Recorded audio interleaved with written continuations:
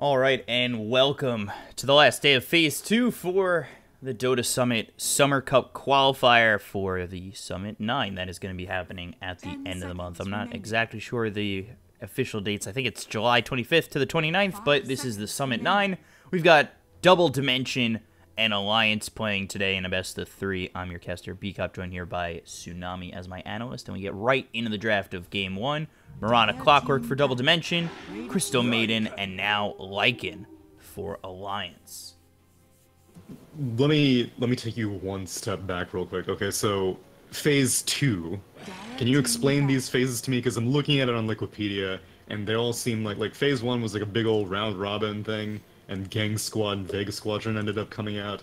And now in Phase 2, I'm assuming that the winner of this match is going to be playing Let's Do It in the winner's bracket or whatever.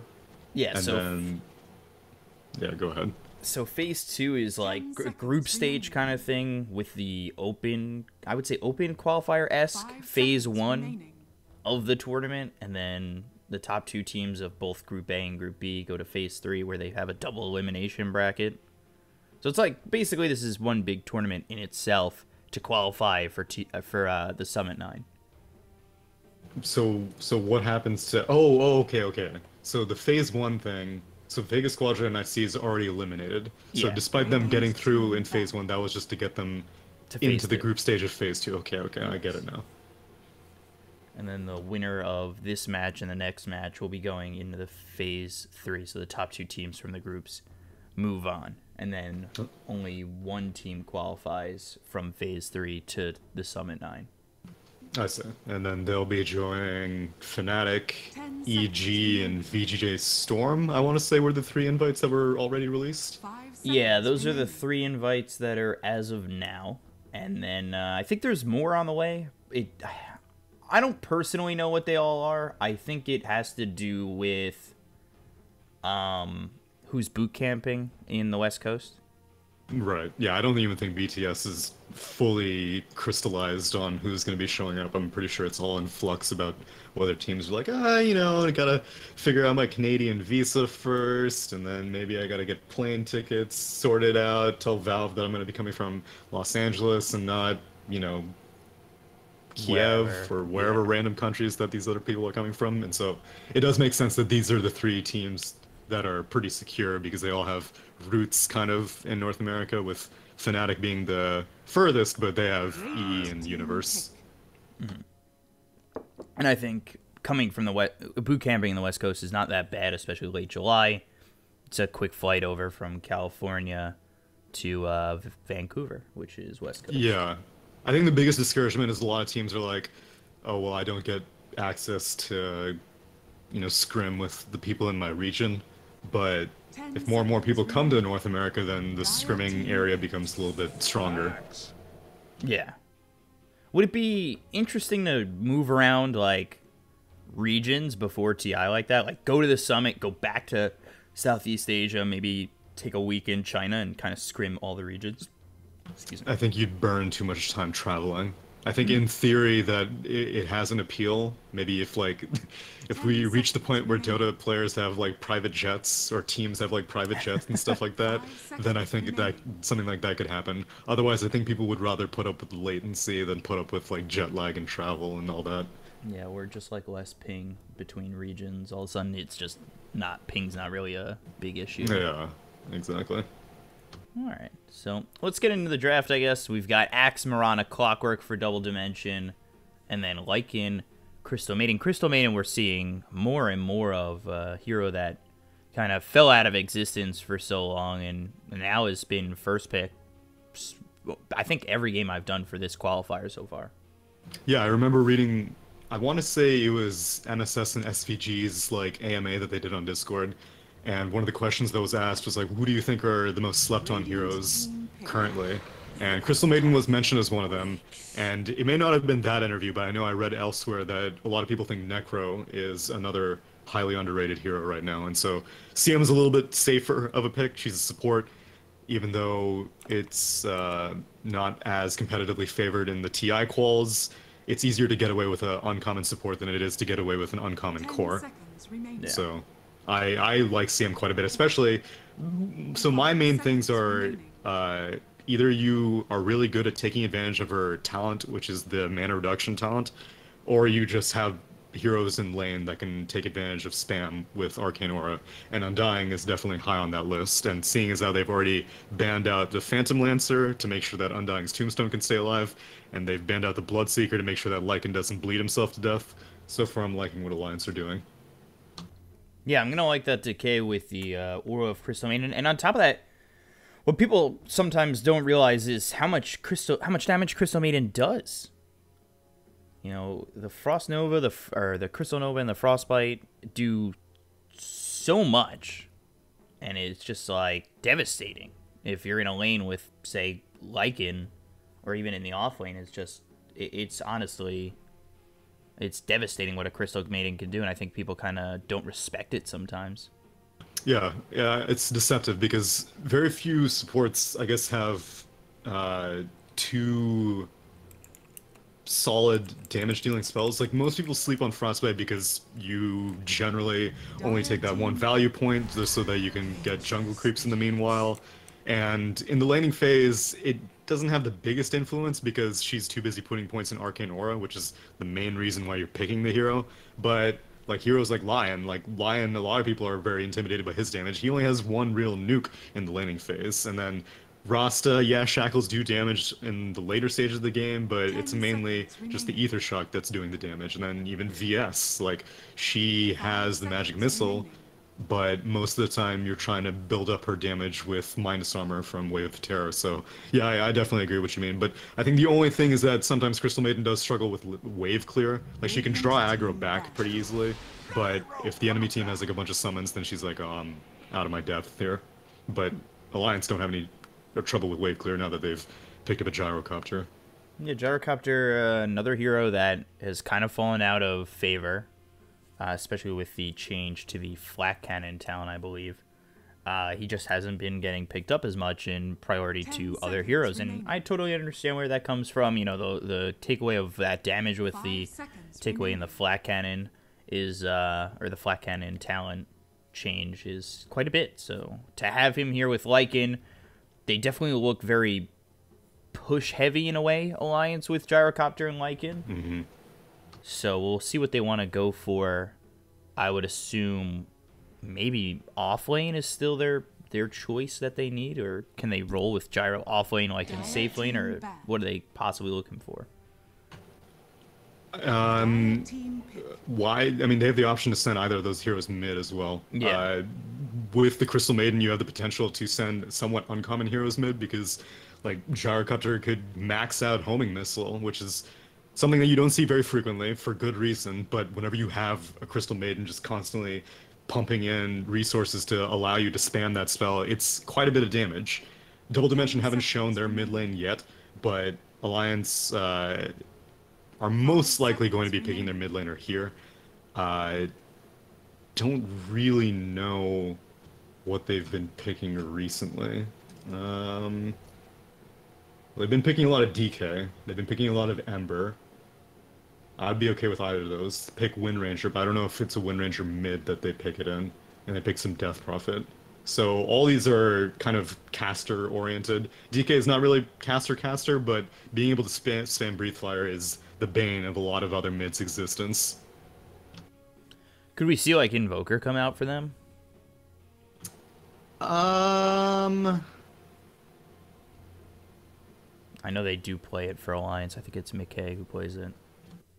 I mean, I'd be okay with it, but it's not a hero that particularly takes advantage of Crystal Maiden. I want someone who is like, oh man, I have all this mana, I'm gonna absolutely dominate this mid lane way harder than I should. Like, you pick a suboptimal matchup just because you are assuming that you're gonna be able to get away with a lot.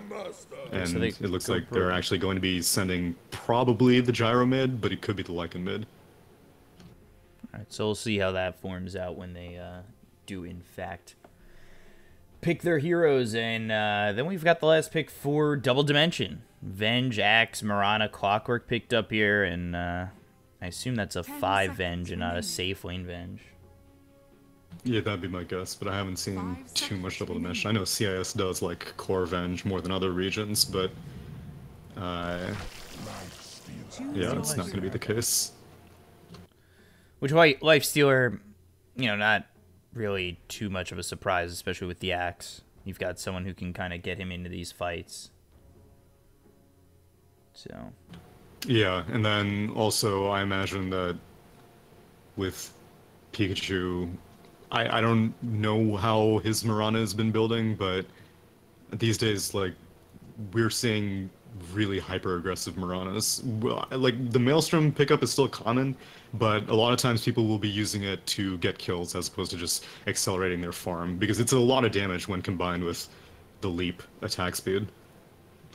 Yeah, it's very, you know, early that Mirana is able to output that kind of damage, especially when you pick up that Maelstrom so early.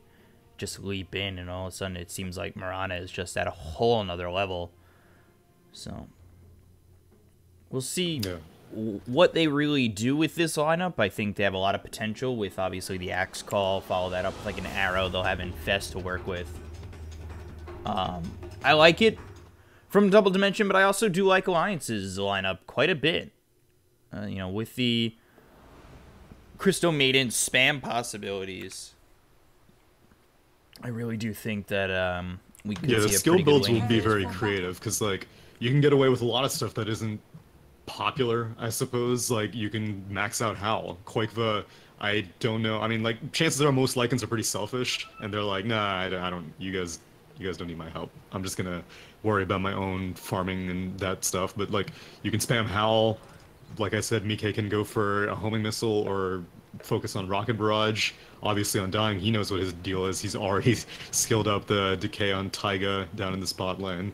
And then Brewmaster, one of the nerfs to his Drunken Haze was the cooldown increased, and as a result, like, a lot of people were like, his laning phase isn't that great anymore. But if you're able to spam Thunderclap instead, that is, I mean, arguably more intimidating.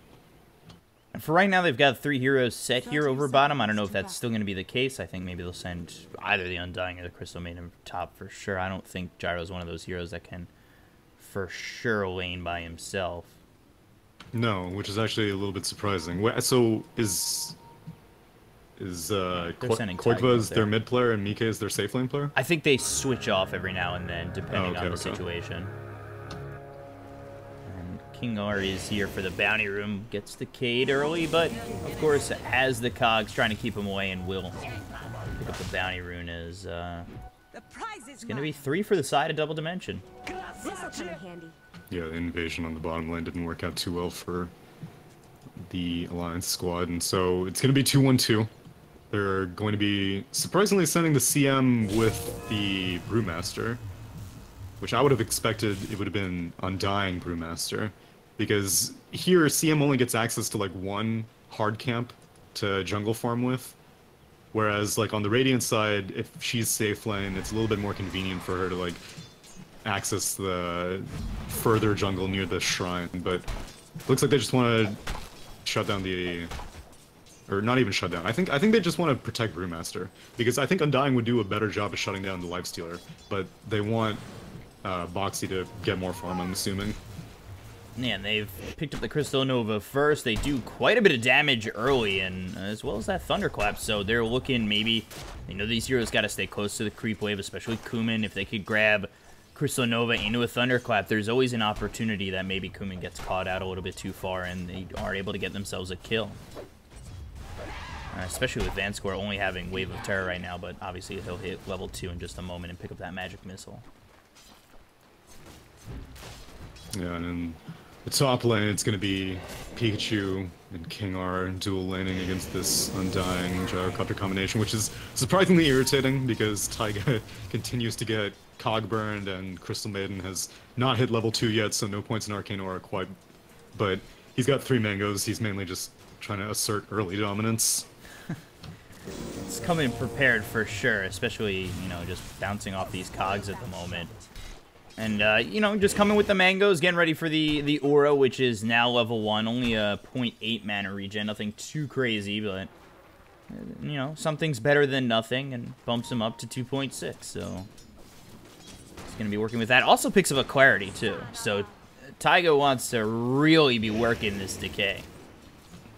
Yeah, I think the idea is they want to punish this idea to send the Axe in the mid lane against the Lycan, because Axe is way less traditional of a mid laner than anyone else on his team. And so the idea was that they want to discourage like wolves from bullying whoever the mid laner was, and Axe does not concern himself too much about that. But Axe shines best in like a 2v1-esque situation, and this is just a 1v1 type situation, but he's still doing in quite the gyro well. over top. Arrow follows it up. Could be first blood, but the Soul Rip gonna keep this gyrocopter alive, and now they'll have the homing missile coming out at Pikachu. He leaps away. He's gonna create some distance and does quite a bit of damage, but he's able to stay alive, and that's only a level 1 homing missile. Yeah, all these decay stacks. He's got like roughly 500 HP on this Mirana, but with a stick he should feel fairly safe because it's a two-way street. If you're constantly getting decayed, that means you're constantly getting stick charges, so you're not totally in danger.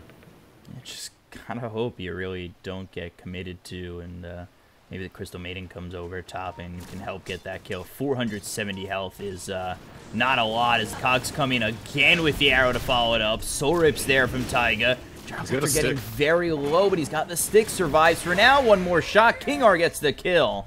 And they do take out McKay and grab first blood. That's a nice little combination that they've got going for them in this lane for Double Dimension with the Cogs into the arrow.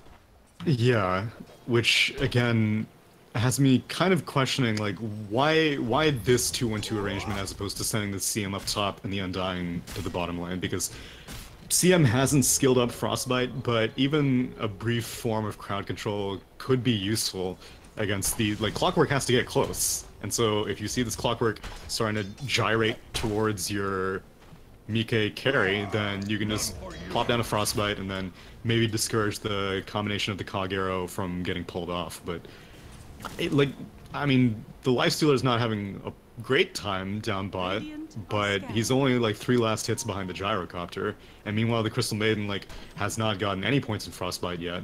I don't know if they've been blocking this hard camp, but whatever the case, now open wounds, Kuman. Yeah, open wounds, Boxy in a little bit of trouble. They've sent Kingar down bottom. They've got Vanscore here with the magic missile. Boxy should be very dead.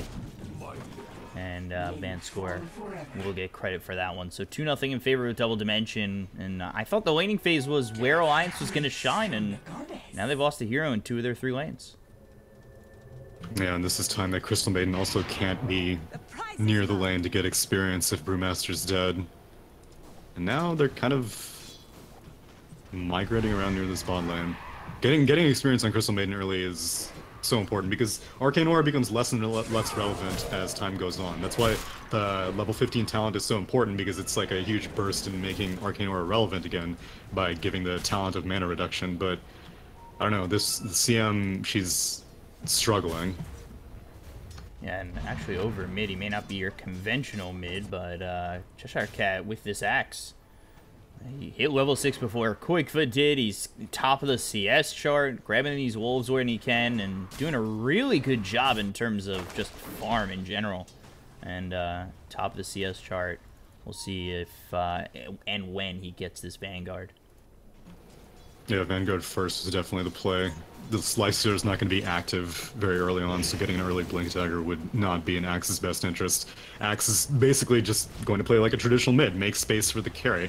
He doesn't need to go for any crazy Blink calls, he just needs to walk in as now Insania, taking a fair amount of damage from this Cogs.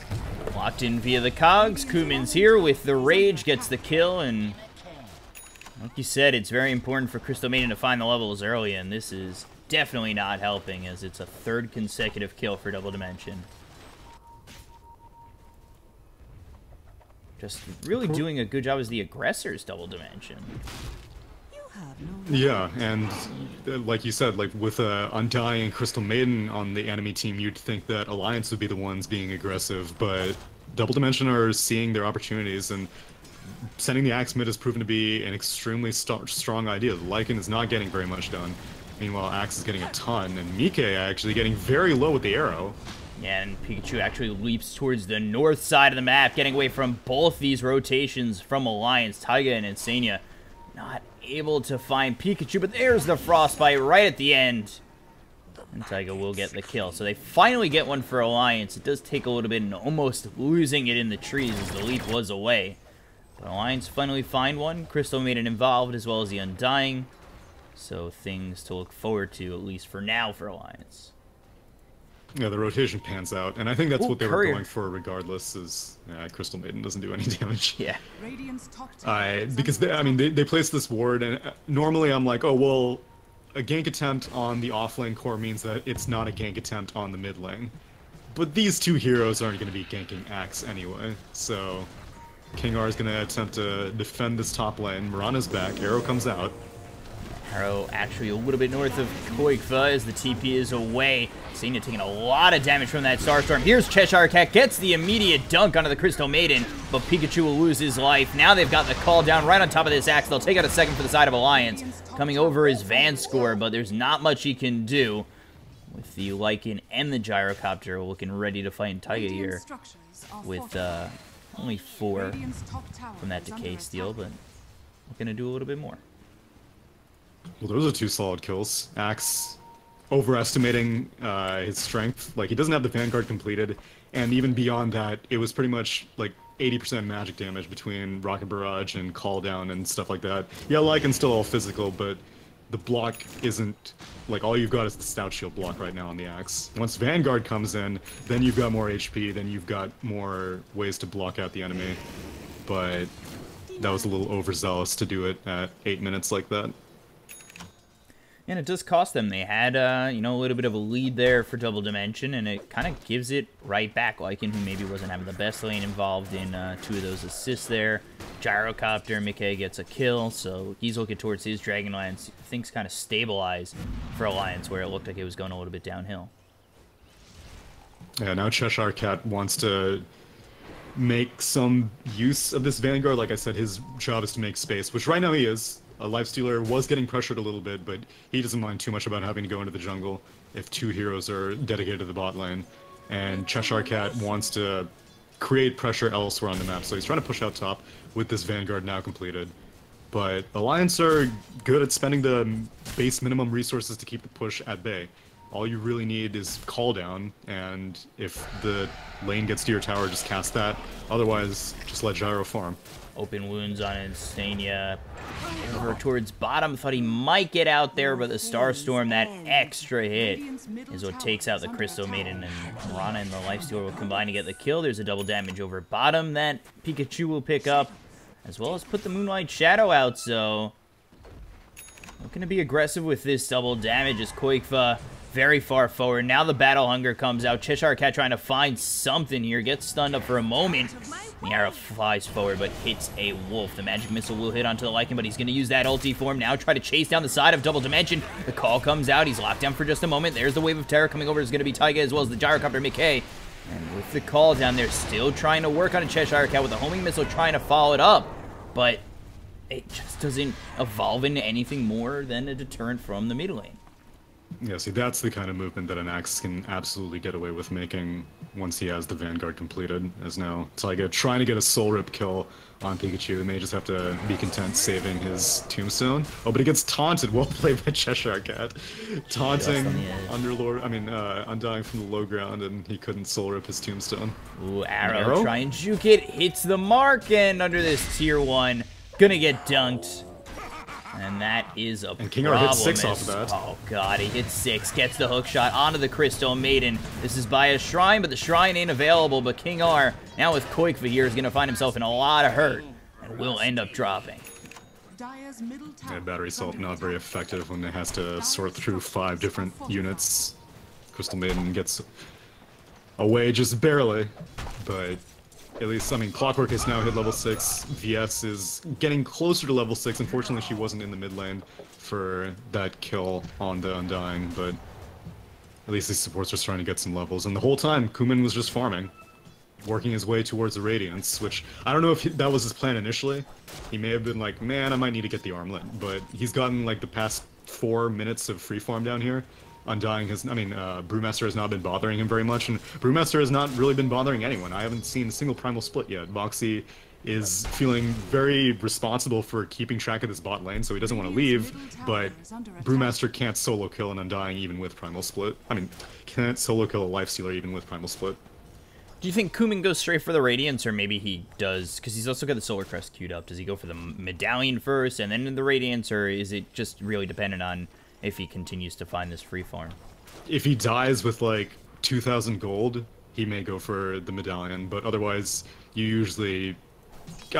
so I don't want him to have to buy the Radiance recipe. If he comes to that point where he's like, oh, I'm about to die, I only have enough gold for this $13.50 gold recipe, then I would rather him go for the Medallion, or maybe even start building up the Armlet. But if he's allowed to get all the way to 3,800 gold, then I say absolutely go for the Radiance. It's the same concept as against the Phantom Lancer build. Like, all these units are attacking you. In this situation, it's going to be a whole bunch of Lycan stuff, and Undying Zombies and whatnot, and then even flat cannon shots. But if you have Solar Crest mischance and Radiance mischance, it can be worth it to just keep investing in your late game. Meanwhile, Cheshire Cat takes a fat stack of Ancients and has now found the Blink Dagger, so he is farming at such a pace right now. King R spotted by these wolves, spotted by the side of Alliance. The cogs are there, but it's not going to look like it's doing much of anything. Quickfoot gets the kill all the while, though Alliance will lose their mid tier 1. Radiant structures are fortified. So, 6-5, a bit of a quiet game. I'm a little surprised that Cheshire Cat ended up going for the Blink Dagger second. Because I don't really feel like they need, like, the pressure of initiation isn't that immense. I feel like you have Moonlight Shadow, you have Clockwork Hook, you have a swap now that Vengeful Spirit is level 6.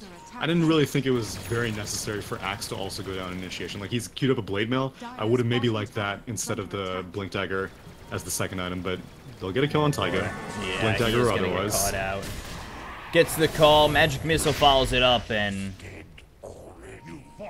really racking these dunks up, Shaquille O'Neal style. As he's already got like 3 or 4 just 14 minutes into the game. And I think it's 3 because he's only 3-1. And now they'll ideally begin pressuring the top lane, but the rest of Alliance starts starting to converge on bot, and Kuman does not have Infest. Yeah, he's going to be spotted here by the dominated Centaur with the Wolves. And Lycan's also got the Necro 1, and he's working towards that Necro 3, so you're looking just for that ultimate push lineup from Alliance. He's going to get the bounty rune. Nice, nice, nice. Kuman gets out. Yeah, they're going to take the tier 1 top. Yeah. And I don't know if Alliance... Did Alliance glyph that? I don't know if they did, but whatever the case, it's still going down. Gets refreshed. And Brewmaster, he's got enough money for his Blink Dagger. He's holding on to it right now. We'll see what he ends up going for. And they're just going to push right to the tier 2. Pikachu says, if you're not going to come stop me, I might as well just continue to push. They don't really have the best people at stopping them. Like, as long as... so Brewmaster is their best option, and Brewmaster has to split. Thunderclap on a Pikachu. Leap attempting to get into these trees, and cooldown's used. No Primal Split used at all, and they end up getting the Mirana away, and Cheshire Cat might be ready to move in on Boxy to make him pay for the rotation. Well, I mean, he still has Split, so... But I'm super surprised that he didn't use the Split just to kill the Mirana. So, BTS gets out, Mirana gets out, Cheshire Cat's like, well, I guess I don't really need to do anything. If you can get a kill on Mike, that would be sweet. But Mike is standing on the other side of the creep wave, so he can't get any spins. But he may just continue following this, or he may dunk the courier if he sees it. Oh boy. Because they have a Radiant Ward here. It's seeing. I don't think it's going to get there in time unless he I catches it on the say way you back. dunk the courier. Oh no, I think they saw Axe. Yeah, he leaves. So, it's surprising how reserved Boxy is right now with this Primal Split. I think it's the same idea as like these other big ultimates like Ravage or Black Hole or something. He's like, well, if I spend it, then all of a sudden the enemy team feels like way more confident about moving in on their initiations in the mid lane. Over mid, hit with the Frostbite, Thunderclap, they get the kill. Taiga pops the ulti. Moonlight Shadow's going to be used to try and turn this into maybe something. Maybe they find the Undying as they've got the open wounds. They'll follow this up. Hookshot on top of the river over to Boxy. They'll find the arrow to follow it up. The Decay is going to be there as well as this Tombstone. Blink looking for the call. Finally find it on a Boxy. Can't get the Primal Split off, and now he's going to be locked down for a moment, and they'll get the kill on a Boxy. King R ends up dying. Cheshire Cat a little bit too deep. He's going to be the second one or third one to fall for Double Dimension. Kumin going to follow suit, and all of a sudden, Alliance grab a couple of kills there on Double Dimension, going a little bit too far. The perfect spot for Crystal Maiden ulti. She's just cruising around in the river, and I thought for sure that Brewmaster was going to be able to get the Primal Split off, but Cheshire Cat jumps across the river, gets canceled initially by the Frostbite, and then just barely gets the taunt in to make sure that the full cast can't get off of the Primal Split. But the whole the while, that means that Crystal Maiden goes completely untouched in the middle of the river, gets the pretty much entire freezing field off, and does so much damage to Double Dimension. And now they're trying to get some exit kills, but King R's hookshot is on cooldown for another 5 seconds, and now Dire's underneath their own tier 1 tower. Or actually, well, their side of the river, their tower's dead. Koikva protecting himself with the wolves. So Alliance, you know, even without the Primal Split, they make that fight work. They actually end up losing Boxy, and I think losing Boxy is over near the bottom. Rune. Taiga's gonna drop to King R, and I think he didn't actually use that hook shot. They just kind of found him with the Moonlight Shadow. Yeah, well, it was attempted smoke gank on the bot lane, and then they saw a double damager, and they're like, oh, let's go for this, and then Undying just bumbled into it. I think the most unfortunate thing about that rotation was that Lifestealer was involved in the mid lane fight, which, like, again, he's now completed the relic, but he didn't have it completed before that fight started, which means that he's just a Lifestealer with treads, a Quelling Blade, and a wand, which I can see why Kumin would want to join into that fight, but the enemy team is, like, way stronger, and Undying has a Force Staff completed, and so even if you do manage to stick onto a target, they're going to get pushed away, which is what happened. Open Wounds was cast on the Undying, he immediately Force Staffed himself in the river, and then Lifestealer was just like, well, I'm useless. Yeah, just a Sacred Relic, no Radiance is, you know, it's a nice little bump in damage, but you really do want that Radiance. And it seems like, despite having this free bottom lane, his farm's not that great. It's because he's been showing up to more fights than I think was necessary. And, like, he was also playing it relatively safe. Like, a lot of times, even if he saw, like, 2 heroes missing and he only saw the Brewmaster in his lane, he was like, I'm not going to risk it. I'm just going to go farm in the jungle, which is obviously a suboptimal situation whenever you're the one position. But, I mean, they're matching push for push, and against a Lycan team, that's pretty good. So, top tier 2 tower goes down on Dire, bottom tier 2 tower goes down on Radiant, and I don't think that Alliance are going to be able to push much further, as now all of Double Dimensions have converged on the bot lane. And they might look to fight. I mean, they still have this Primal Split. They'll throw the homie missile. They need to worry about swap. Swap into taunt. And Blink Call attempted. Oh no, it locks down Boxy again. They're trying to keep him alive. He ends up falling. Kar's going to lock in both Koikva and Taiga. The ulti from Insania trying to find something. King R gets low, but they've taken out Cheshire Cat Van Score as well as King R. They'll look for a fourth. It's going to be Kumin. He drops. They will end up losing McKay, but 2 for 4 is a nice trade and possibly a tier 3 over bottom. Not looking like the tier 3 will go down, but that is a good fight overall for Alliance, I'd say, especially to force the buyback from Vanscore, which is a position 5. Negligible gold, honestly, but to get 4, it's looking pretty good. I don't know why they're not sending Vanscore as, like, the initiation canary, because, like, enemy teams pushing your high ground. It's not like you won't have the range for swap. But instead, they fight on Alliance's, like, low ground, which is, it's way easier whenever you're the high ground sieging team to be like, oh, you're down the stairs? Yeah, sure, I'll take a fight here. I'll put the tombstone on the low ground, it doesn't matter to me. Instead, they jump in with the Infest Bomb onto the low ground. They blow up Boxy, like, instantly, which is successful, and I think that's the right initiation target. but then Undying gets to put the tombstone like way the hell away. You have no way of clearing it easily. You don't have the gyrocopter on your team, and meanwhile VS is just sitting there with Swap, and she's like, I don't know what to do. Do I swap the enemy team so that they can go on our high ground and get even a better vantage point, or I can't save anyone because I'm being slowed by all these zombies? And so it's a little overeager initiation by Double Dimension. They should have just waited for the high ground siege to actually begin and then start choosing their targets with Swap. It almost seems like Alliance are willing to let Boxy die. They're like, all right, you could come in deep into our face, and you know, then we'll just go the other way. And oh god, Rage is already used. Kumin gonna try and TP out, and we'll end up getting away. No, we still haven't seen a single swap, and now Boxy's getting fairly close to a BKB, which, again, I don't know if he'll even be able to BKB at all. He keeps getting chain disabled constantly, but at the minimum, I suppose it does tank him up ever so slightly. He hasn't really had a moment to push buttons. It's just been kind of... No, he has not. He's been the guy they send out there, like, just go get called with Infest, and then we'll do the rest. We're fine.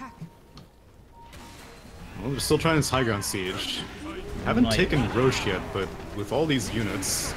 Moonlight Shadow's gonna come out. Cheshire Cat trying to blink in with the call. Brew finally gets the split off, but it's a preemptive split, which is what he kind of needs. Cheshire Cat gets low, hits the deck. Koikfa moving in, looking for Pikachu's forced to use that BKB as Brew continuing to move on forward. Still got 5 here for Alliance. Boxy back to form, trying to run away. The magic missile was used as he was split, so he's okay for now. Hookshot comes out onto Koikfa. Soul Rip through as the Blade Mail is going to be popped by this Clockwork. Swap comes out. Vanscore in deep. Insania with the ulti on the back lines of this fight. Looking for the dunk. Not going to land, but they'll get the kill on McKay anyway. So 1 dead on the side of Alliance, but they've already taken the tier 3. They'll get the melee racks to follow it up. King R falls. He's going to be 3 dead. Buyback from this Clockwork. Koikfa is going to be taunted as the TP was almost there. And he should be killed off by Cheshire Cat, who doesn't have the call. It's on cooldown, but it's not going to matter anyway. McKay and Koikfa both fall from Alliance, but they do end up taking the tier 3 and the melee racks. It's an expensive defense, and you don't really get too much out of it. I think the Lycan was the only bonus skill out of the result of all that, and that costs an Axe buyback and a Clockwork buyback. And like you said, tier 3 goes down, and melee racks also go down. Although, if Double Dimension can take Roche, then it's not the worst engagement. See what they're able to do. Kumin doesn't exactly work it that quickly by himself.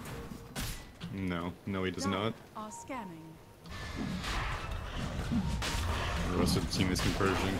Yeah, so, I mean, that time, Alliance were like, well clearly their Double Dimension's idea of initiation is sending in the Axe, so let's just go in face first. So drop the Tombstone, summon all of our units, just split way before the fight even begins, just do it preemptively, and it pans out.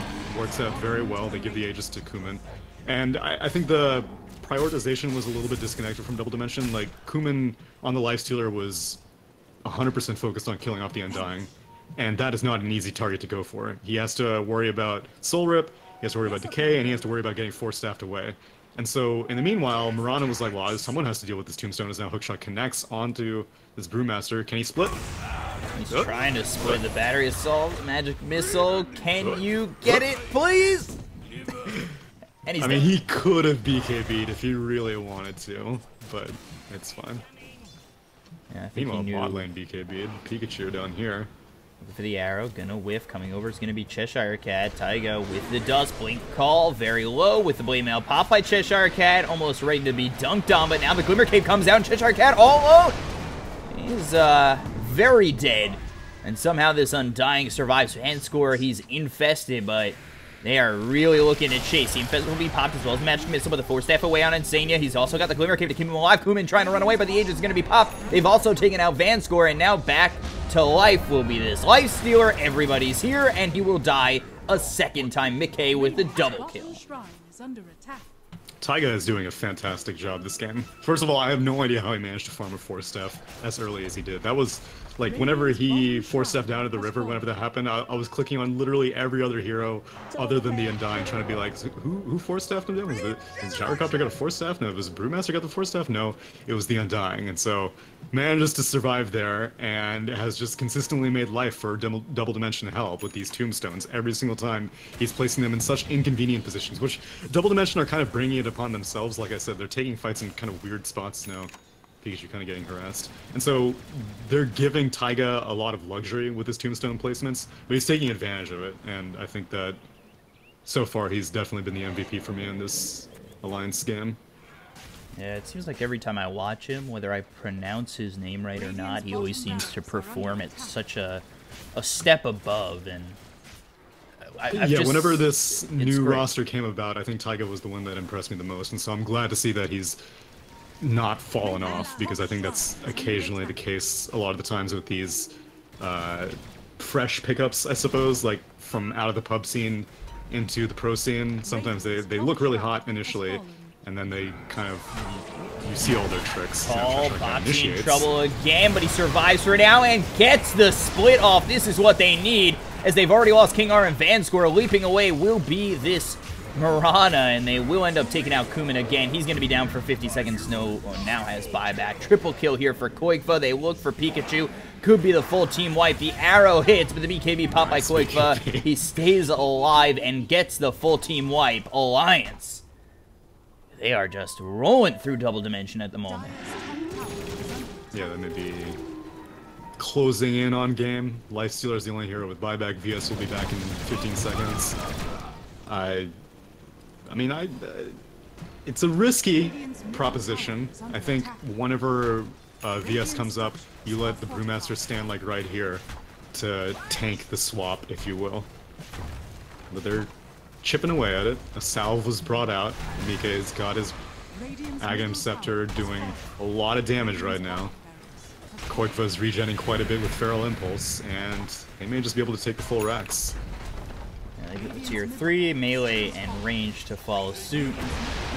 And no swap. Thanks for hook shot. Hook shot on the back end, as well as the dust. BKB popped by Boxy, but Alliance, they've already retreated pretty far back. So Boxy forced to blink away and has made enough space. So they do end up hitting the hook shot, but it doesn't turn into anything in terms of exit kills. So Alliance, they get out free of charge. Yeah. I don't know what the goal of this VS pick was, because, like, okay, so let's, the laning phase, for example, it was Lifestealer in the bot lane, along with the VS, and in the top lane it was Clockwork and Mirana, and so, VS is not great against really, like, any, like, if there was an Axe on the enemy team, then you're like, oh, okay, Wave of Terror is very effective. I'm able to drop Axe's armor, and it makes it a lot easier to deal with him in the laning phase. But she doesn't really do that much against someone like an Undying or a Brewmaster, because Lifestealer just doesn't do that much physical damage early on in the laning phase, and so that hasn't really panned out. And then the swap, like, I haven't seen even defensive swaps. Like, ideally I want to see offensive swaps, and now he's getting scouted out by this wolf. So Alliance know exactly what's going on. But yeah, I don't know. The VS pick has not really panned out for me. Yeah, it just seems super lackluster, where it's not really, like you said, doing much of anything. They have the wolves to spot Pikachu here, and they are really moving forward. Pikachu could be in a little bit of trouble. Uses that leap, has 2 more to give, but the wolves are just staying right with Pikachu. They've got the homing missile. The BKB is going to be popped, but the damage should be here for the side of Alliance, and Pikachu dead, immediately buying back. This is not good for the side of Double Dimension. On the bright side, their hero siege creep up in this top lane is going to be delaying the push, but I think Alliance are not in any rush whatsoever. They're 11k gold up, which is actually not as outrageous of a lead as it could be, given that it's 26 to 15. Double Dimension have been doing a fairly good job at, like, farming up these heroes despite losing nearly every fight. And now they're trying to do some sort of initiation on their own side of the map as they see Crystal Maiden dewarding everything. So they know that Dire are on their high ground near these ancients, but they're just going to bypass it. Really seems like Double Dire's Dimension courier don't has have been killed. a lot that Radiant's top they tower can is do. under Is attack. Courier does end up dropping. Nice little kill there. Radiant's top tower has fallen. The Alliance setting up over top. They're looking to take this last tier 3, this last set of racks. Radiant's top I think tower Box, you should is just under blink attack. and split again. BKB pop by Pikachu. This is an early BKB to try and defend. The tier 3 getting very low and will end up dropping. There's a blink here with a Thunderclap. The hook shot is going to be a whiff. It does hit a creep, but it's not going to hit on any of the heroes on the side of Alliance as they blink it with Cheshire Cat. They've also got the Infest Kumin on the backlines. The BKB pop by the axe, and Kumin ends up dropping. Cheshire Cat trying to do all he can. Finds another call, but it's only going to make things worse as they do lose him, in fact, and he will be down for 70 seconds. Clockwork to follow. Vanscore down for 50. The tier 3 is gone. The racks will follow, but the game is called, and Double Dimension called GG. Alliance will take game 1. I'd say that overall both support picks were a little bit underwhelming. Like the Crystal Maiden, I didn't really see too much efficacy during her laning phase, and then once it hit the mid game, then Insania had some good freezing fields and whatnot, but it's not the Crystal Maiden that I was expecting.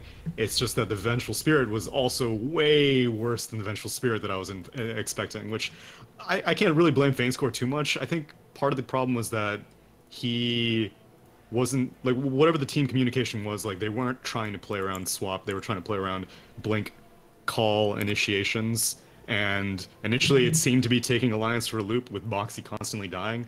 But Taiga was quietly farming away every single fight, and Mike was just doing insane amounts of damage with Flat Cannon plus his Aghanim Scepter that it didn't really matter who Double Dimension initiated on after the game passed like 20 minutes. Yeah, once Alliance really started to come together, and honestly, they had the Necro book, the pick-off potential early. Insania, that fight over mid is what really seemed to turn the game over when they went in a little bit too far with Cheshire Cat as well as King R grabbing that hook shot, and then that's where I saw the game kind of turn in the favor of Alliance, and they didn't really look back.